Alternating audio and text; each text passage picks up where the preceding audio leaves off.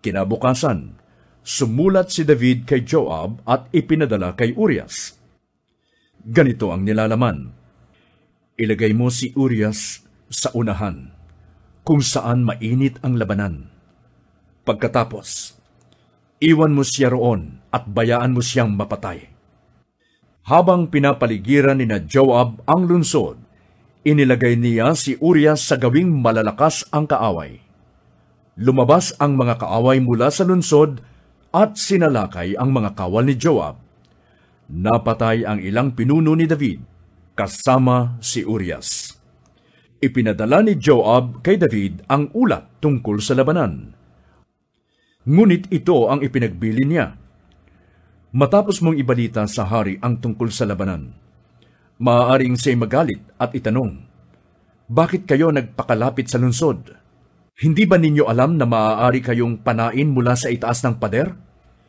Hindi ba ninyo alam ang dahilan ng pagkamatay ni Abimelech na anak ni Gideon? Siya'y nabagsakan ng batong gilingan na inihulog ng isang babae mula sa itaas ng pader sa Tebes. Bakit masyado kayong lumapit sa pader? Kung magkagayon, saka mo sabihing napatay rin si Urias. Lumakad ang sugo at nagulat kay David ayon sa sinabi ni Joab. Sinabi niya sa hari, lumabas po ang maraming mga kaaway at nilusob kami. Ngunit napaurong namin sila hanggang sa may pasukan ng lungsod. Noon po nila kami tinudla mula sa pader at ilan sa inyong mga pinuno ang napatay. Napatay rin po si Urias. Sumagot si David, kung gayon, sabihin mo kay Joab na huwag ikalungkot ang nangyari. Sapagkat talagang ganyan ang labanan, may napapatay. Ipagpatuloy ninyo ang paglusob hanggang sa mawasak ang lungsod. Sabihin mong huwag masisira ang kanyang loob.